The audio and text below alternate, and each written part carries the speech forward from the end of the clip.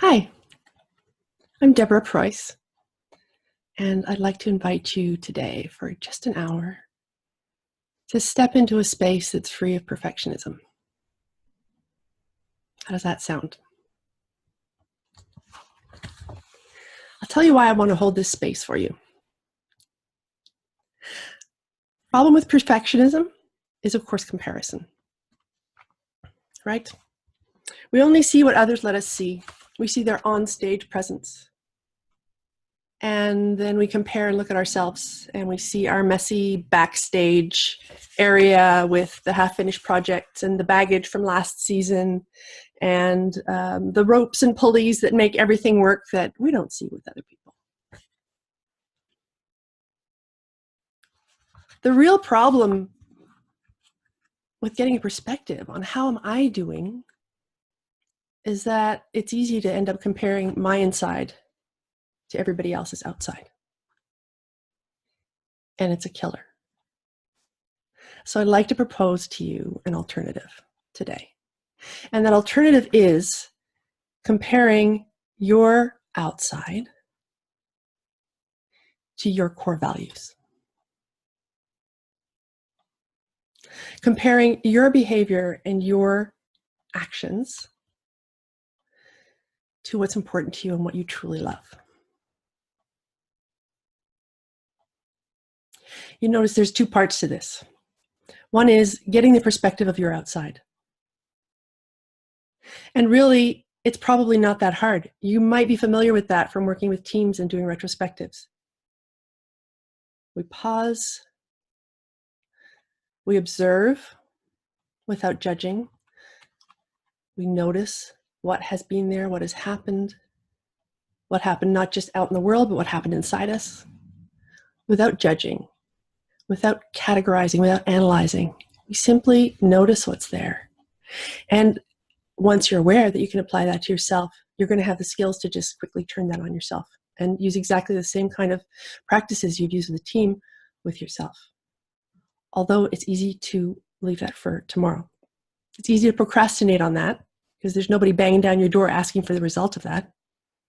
Except in fact they are, because they really want your best when you come to help them.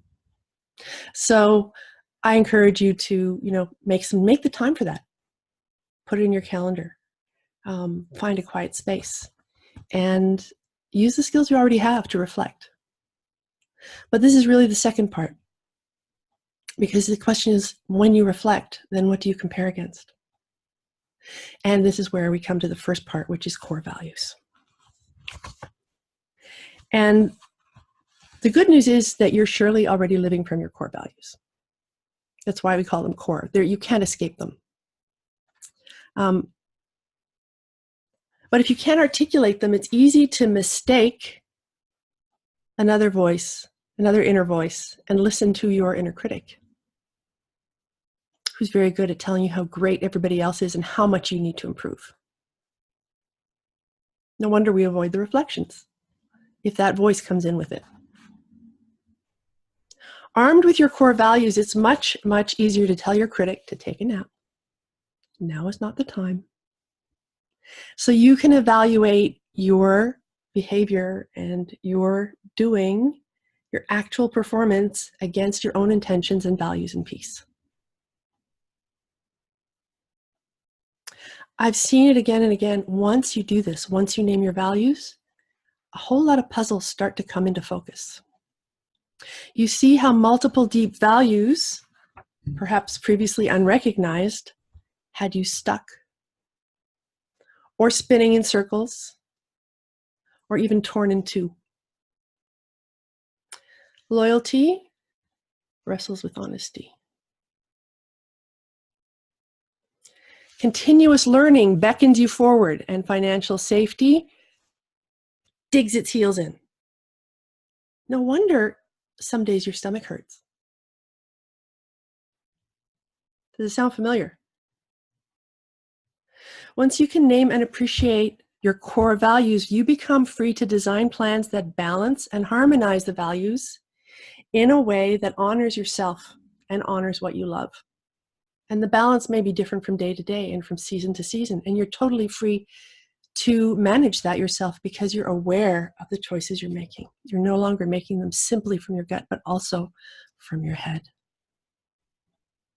And you can use your values to quiet your inner critic, your saboteur, who shames you, saying, oh, but you need another certificate before you do that. Whereas your value of trust yourself might know that you're ready now, that this is the moment. So these are just examples of the way that having your values available to you shifts how you make decisions. And I'd really like you to have that. Whatever core values you come up with will be perfect for you because they come from you. And I'll help you in this exercise, polish them and make them vibrant so your saboteur doesn't really have a chance against them.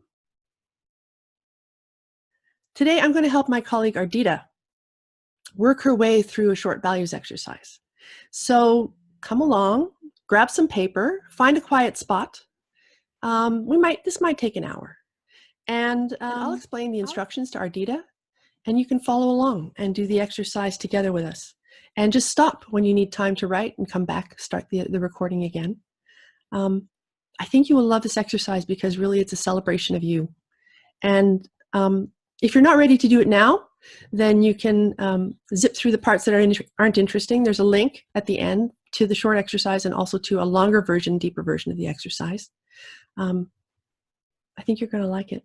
But don't put it off too long. If you don't do it today, put it in your calendar, all right? All right. You ready to start? Yes, I am. All right, good. Thanks for helping me, Ardita. So this is an exercise that comes from my self-coaching ebook, and we use it in 10 Women Strong. And it simply invites you to stop and check in with your authentic self to get back in touch or more in touch with what you love and who you are. Okay. And we're hoping to come out with some of your deepest values, probably not all of them. In my case, like they kind of emerged over a year after I had done the exercise. And then I found one actually like 2 years later. It had been like hiding in plain sight. And then suddenly when I hit some kind of a wall, then I saw it. So it'll kind of grow on you. The names might change, but we'll make a start today. Wonderful. Okay. So I'm just going to lead you through the exercise by asking questions. And you can take as much time as you want to answer. And for people watching on the recording, you can just stop the recording, do your answers, and then come back and continue. So you can write your answers any way you like. You can do a brain dump, you can write a story, you can do a mind map, you can play with Post-its or work on a whiteboard, whatever works. And I'm not going to ask you for the details of your story, because what we're going to do is we're going to mine that story for the sort of the abstractions that make you you. That's what we're looking for. And for a change, you don't need to be politically correct. Okay. This is just for you. So capture whatever comes to mind. Don't try to sugarcoat it or, just put it down. No matter how weird it is, just write it and move on because you want to get as much out as you can because we're going to look for patterns. Okay. Any questions before we start? Nope. I'm ready. Okay. So Ardita, you're already living from your values. Yes. So now, when you name your values, you're suddenly going to see them everywhere, shaping your daily actions, guiding your plans as a voice that's kind of trying to get your attention or complaining maybe, reminding you of what's important, reminding you of what's possible. So the way we're going to do it is I'm going to ask you to visualize a time in your life when, and it may be recent or you may have to go far back, which is fine. It may have been like a whole period of your life, or it may have just been a moment, but in that moment you felt whole and right and peaceful and energized and things were good. Okay. Something coming to mind? Yes. All right. So we want to take this moment where things felt just right and make it concrete. So I'm going to encourage you to just take a moment now and remember who was there. And how was it? Where were you? What were you doing? How did you feel? Mm-hmm. And so I'm going to ask you to do some writing as you remember this place and make it really real to yourself. And to do that, I'm going to give you 3 questions, and I'd like you to write them down. And I want you to just jot quick notes to answer these questions. You don't have to answer to me for your notes, so just write them any way you like. And they only need to make sense to you. I want you to write and write and write everything you can remember. When you can't remember, think of it from a different point of view, a different time of day, somebody else's perspective, and especially don't judge it. Just write what was there. Don't try to analyze it. Don't worry about why it was good. Just write what was good. So here are the questions, and I'll ask you to write them down. What was great? What was true? And who were you? Okay. And so this is the time to dig into your remembered event, write your observations, and even include obvious things like, I love to learn. Maybe you had a chance to learn, but that's obvious. No, it's not obvious. It's you. Put it in. Put in all the obvious stuff. Or like, we could open the windows and have fresh air. Write it down. Everything goes in. Okay. Don't analyze it. And this will just be a brain dump. Like, it won't be consistent. It'll be of different granularities. It'll be a mixed bag of observations, story, comments, but they carry hints as to who you are and what makes you like come alive. If you're doing this with the recording, just turn off the recording now and turn it back on when you're ready to start again. Do you have any questions? No, I can't wait to start writing. Okay.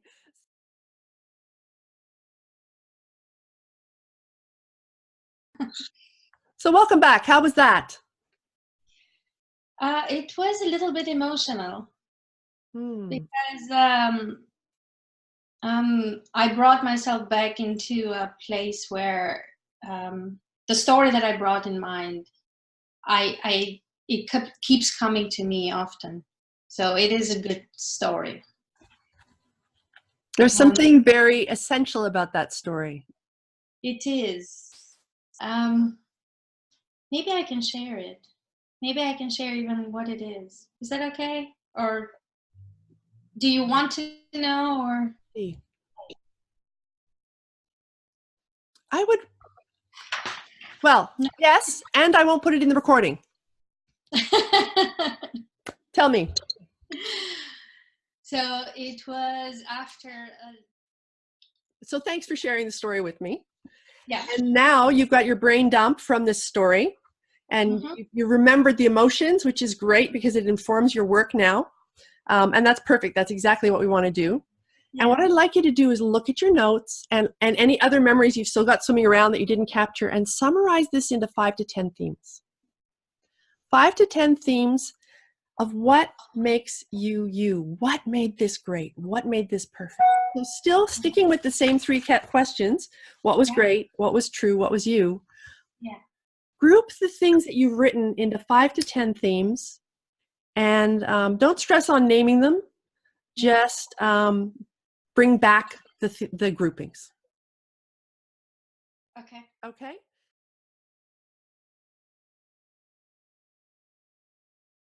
You're back. Yes. And how was that? How'd it go? It flew well. I don't think I have 10, but I have. What can? How many do you have? 1, 2, 3, 4, 5, 6, 7, 8. Great. And so this is the fun part. This is the part that's really pleasure for me. Okay. And that is finding the labels for them. Okay. And what we want to do is I'm going to kind of poke you and ask you questions until we find the label that just, we'll see it. You will feel it like, that's it. And we may not find them for all the groups because sometimes that takes time. Yeah. But, and so then you have a group and you can just sort of put that on your wall and puzzle over it over time and something will pop up. But what I'd like you to do now is take a first stab at labeling them. And one of the things that we want to avoid is single word labels, although occasionally a single word label is perfect. I had somebody yesterday who said, no, this word means absolutely something specific for me. Nobody will know what it means to her, but that doesn't matter because for her, bang, it exactly describes what she wants.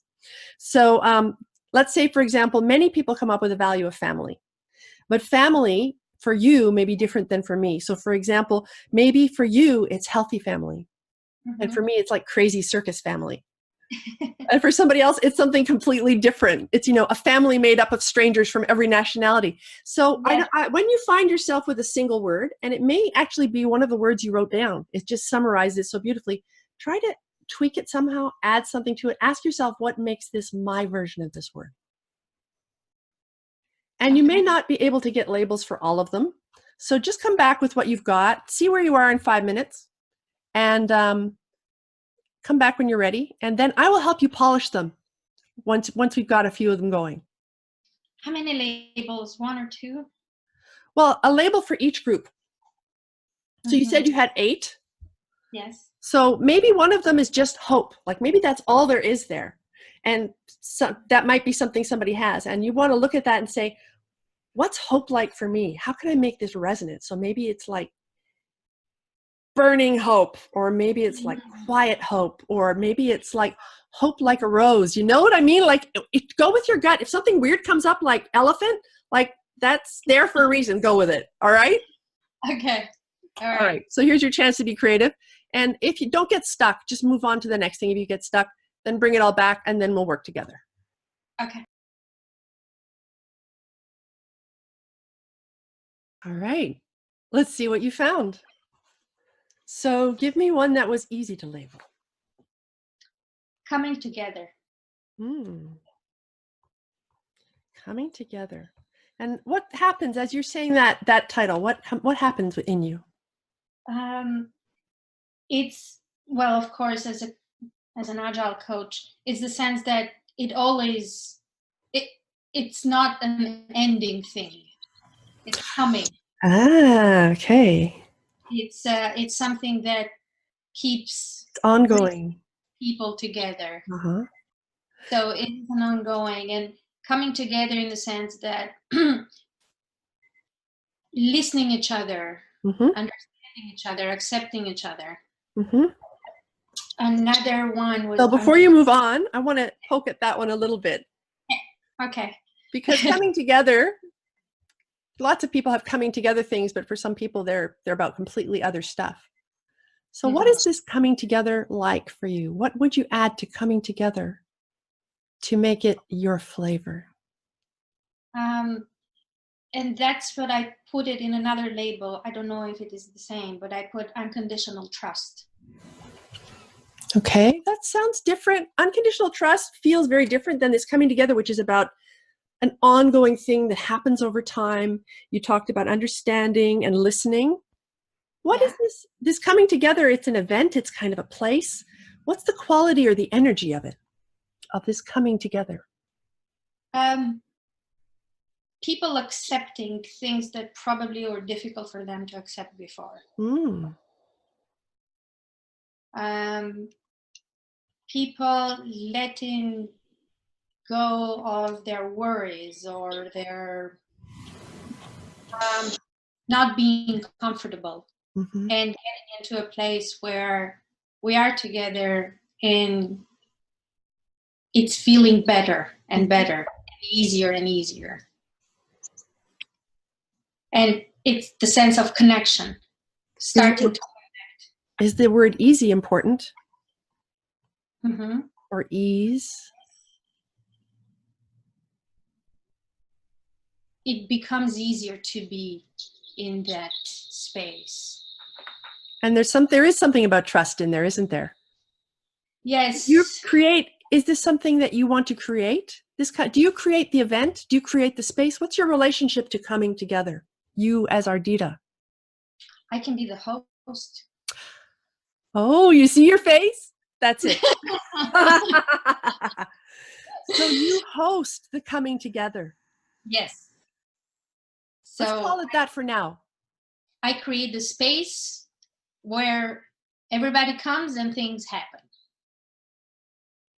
That's a lot of words. The word host is such a lovely, warm word. Yes. Isn't it? Yeah. It gives you a little, sorry, I'm getting emotional. That's good. It gives a little bit of responsibility. You're not without anything to do. Yeah. But it also doesn't put the end of the event in your hands. Right. Well, because there's no end, because it keeps going. It's Yes. ongoing. So how would you, the word host and coming together, how do you want to put that together into a phrase? Or maybe you need to change it completely.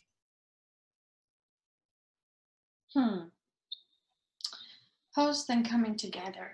You said also connection. Connection is important. I feel like a connector. Oh, I know Deb knows this, and I know someone needs something like that. Let me connect Deb and that person so they and can that solve. keeps coming out of you because that's just who you are, right? Yes. You So host connection. that sounds, I connect dots. I host. So let me give you a few words that you've said. Just write them down and come back to them after. Okay. Coming together. Host. Connection. Trust. You know what the rest is, but let's leave that one. That one is very vibrant in you. It's a matter of letting it settle into a single phrase. And I suggest, because remember you said we talked about hosting, and then you went in and you explained it. Don't go into your head. Let it come from your gut, and look for that smile when you'll feel when it's resonant. Okay. Have you got a hunch what it is already? Host and connector. Can it Host be an end? and connector. Yeah. Can it be an end? Yeah. Well, because it's a special role that includes both of those. That's what's special about you. Host and connector. Oh, I love it. How do you feel about that? I believe it. Yeah. Awesome. Good.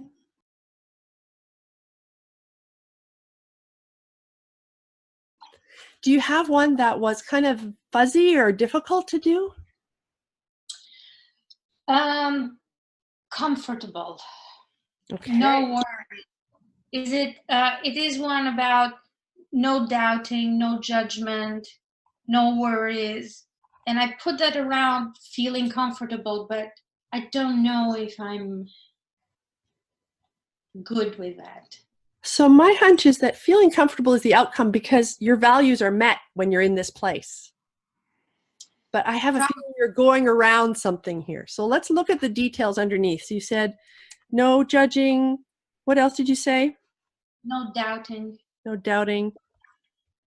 No worries. No worries. That unconditional trust.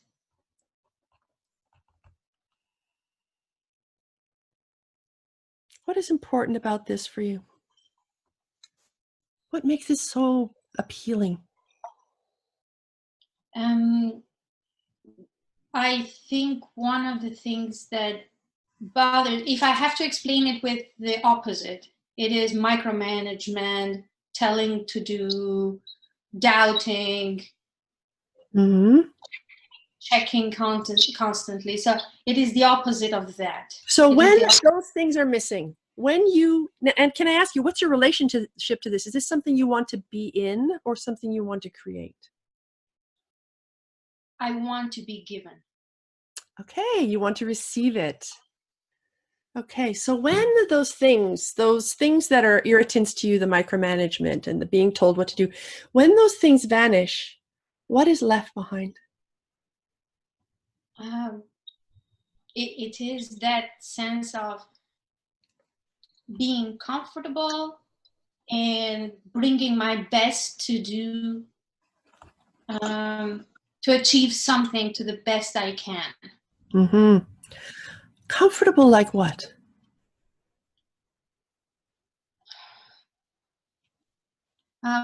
Comfortable to innovate, comfortable to create, comfortable to change last minute, comfortable to not follow a script, comfortable to just be me based on how I think the right action, the right moment is. I'm hearing, I'm not sure the word free. There is a sense of freedom in there, but it is within the boundaries of achieving something.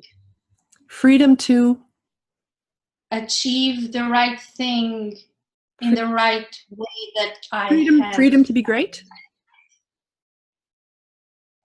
Sure. No, not really.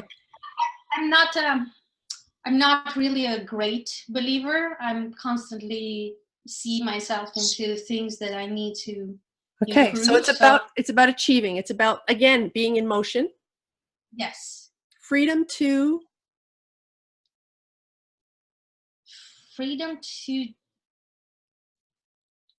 complete, freedom to get something done and be proud of it. There is, right, okay. There is a sense of pride that I want to have when I do something. Freedom to do work you're proud of. Yes. Yes. Freedom to do something I'm proud of. I love to talk, when I'm proud of what I do, I can't stop talking about it. Mm-hmm. I know that. And I have been in places where we have done amazing things, and I still talk about how happy I was and all the great things we have done. And when that's suppressed, when the people try to put the lid on you and don't give you the freedom to do something you're proud of, you really feel it. Yes. It really puts, it takes away the joy. It takes away my creativity. It takes away the desire to do things. So when you feel that, now you'll know that's because it's stepping on a really important value for you. When you have that value, you do stuff you're so proud of, and probably it has an impact on other people too, right? Yes, because everyone around me now can see that. Yeah. So when you're honoring your values, you start to radiate, and other people start to see possibilities, you know? Yes. Is it autonomy a word that I'm looking for? Autonomy is a word that gives me the freedom, but not the pride. It feels very sort of factual, like you have, like I give you autonomy, but you're finding joy in it. Yes. I want to do something I enjoy, and What about freedom to do joyful work? I don't know how to define joyful work. Okay, so that's not going to do it. That doesn't link. So where are we at with this one? Let's leave it for now. Freedom to do something I'm proud of. You say something I'm proud of, you sort of slow down, and I feel it. That's you. I need to probably condense it, but I don't know how to condense it right now. Maybe I do. It may turn into something very different with the same meaning. So keep it visible. All right. So I'll leave you with the others. You see what the practice is to hone them, and you look for when you can feel the difference, right? Yes. It is like getting the noise out of and getting really what is the signal, the real thing in all the noise in my head. And even if you feel, I've hit something and the words don't make sense yet, stick with it. Don't try to rationalize it. Just maybe you've come up with something that doesn't make sense. Hold on to it and just let it be. Sit with it. And maybe you have to trust it and put it aside for a while. It is still meaningful even like this. I know it is not fully complete to label it, but it's still meaningful. Yeah. Sometimes a picture does it. So maybe there's an image that comes to you when you think about bringing, like, understanding and about caring for the needs of the people you love. Maybe there's a gesture. Maybe this is the gesture. And maybe the words are totally secondary. A hug. See what comes up. Just a hug. Yeah. Okay. So do you want to read me your list do you have a list? You said you had 8 things. Do you have enough there do you want to read it to me just to see how it feels? Oh, and there's a challenge. Just read it to me without explaining it. I don't need to understand it. Just read it to hear yourself say it. Would you like to try that? Sure. So right now we have host and connector. We have freedom to do something I am proud of. And we have help those I love where they are. So let's stop there for now, because you could probably go now and kind of turn this around in your head for a while. Yes. I want to ask, what's different for you now?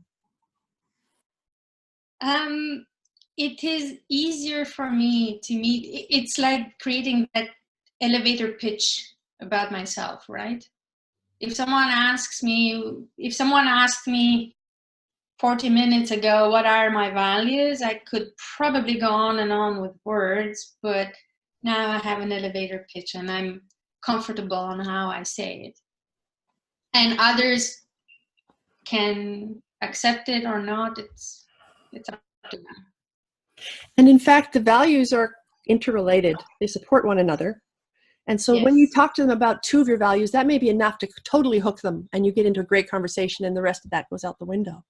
Because what they'll be hearing is not only the value, they'll be hearing this resonance in you. They'll be hearing how much you really truthfully stand in these things. And that is unusual, that you really get to see somebody's inside match their outside like that. And now that you're putting it in a visual way, I actually think I'm okay with 3, because 3 is the triangle, is that figure that needs the least to stand. Simplicity is another thing that I really value, and the simple, smallest thing that give me that balance to stand. All right. So 3 legs, 3 pillars where I can now stand. So I want to tell you that, as I said, this can go on. You may find that something else comes up. When there was chaos at the border in the US 2 years ago, I discovered I had a value that I'd never named ever, because I was concerned for the people who were getting caught in these refugee situations between places. And I realized that I had a value that I'd never named before, that was stand up for the vulnerable. And it just surfaced at the right time, and now it's added to the list. So things may come up. And I wanted to tell you that this thing we did with mining the story, you can do the exact opposite, which is mine a story where you felt completely uncomfortable. So if you get into a situation where you feel, this is not me, this is horrible, I need to get out of this, that is telling you something about your values. So for example, let's say you're in a situation where you're coming up with great ideas and they're all being completely ignored. For one person, that may hit on the value of respect. For another person, that may hit on the value of, I like to be an expert. And for you, for example, you were talking about having an impact, like doing great stuff. If people aren't listening to you, that's going to grate against your ability to do great stuff. So mining a negative story and then flipping what you find there, what is it that I need in this situation, can also tell you about your values. Because it comes out of you. You're being so irritated, hurt, angry, whatever is important, because that's your inside talking to you about something that's really important to you. How will you keep this triad of values visible in your space? I can create my desktop with this to remind me. Would it help you to find pictures for them? Yes, I am visual. But I want them to be somehow visible to me to remind me of. So where should they be in addition to your desktop? Or is that your solution, having them on your desktop? Desktop is definitely one. Another one, I don't know, maybe I'll create a sticker or something to put it on around on my fridge or something. Where do you work? Do you have an office? I go at my client. So you're mobile. Yes. So it could be a post-it on the back of your phone. It could be in your car. Find a place where it'll surprise you. It could be on the edge of your door. So every time you leave the house to go see your client, it's just a gentle reminder Uh-huh. I'll think of that. And now you have a new tool to take into your personal reflection. Because if we go into personal reflection and the saboteur comes in with us, we're not so keen on going into personal reflection. So, oh yeah, now I'm going to find out how bad I am. This gives you a way to shut down the saboteur and say, okay, this isn't the time. I'm comparing my behavior, my actions against my values. And that's a peaceful, resonant place for you to do that reflection. And maybe you can do that relatively quickly. To check in with yourself, to say, why is my stomach hurting? Let's do a check. Help me through that. Let's go through that. For example, so do you have a personal reflection practice of some sort yet? My time alone, which is probably when I travel, I take a train and I have half an hour that I can be in my head. Okay. Yeah, that's a very private time, even though you're in a public space. Yeah, but it's a quiet space still. So what's a question you would like to ask yourself to use that time to get in tune with your values? What question would let you explore? So maybe your 15 minutes in the middle of your train ride is your little balance check-in meeting or something. And you've got your triad somewhere on your phone maybe, and you just look at it and say, this thing that's making me crazy, how do I honor these? And it brings you right into that resonant place to answer the question about this irritant from your best self.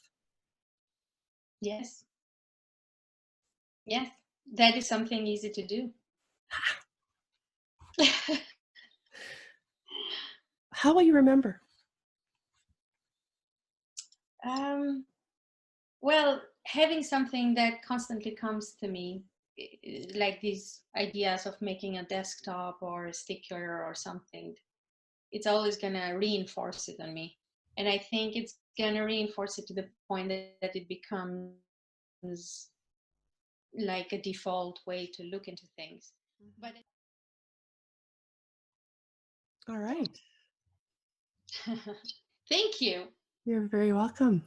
This was it's like clearing a closet. It's like Marie Kondo getting all the mess in their head and putting it into what brings joy. I love it. Thank you. Thanks so much for helping me record this, and have a wonderful evening. You too. I really enjoyed. Thank you so much. Bye, Ardita. Bye.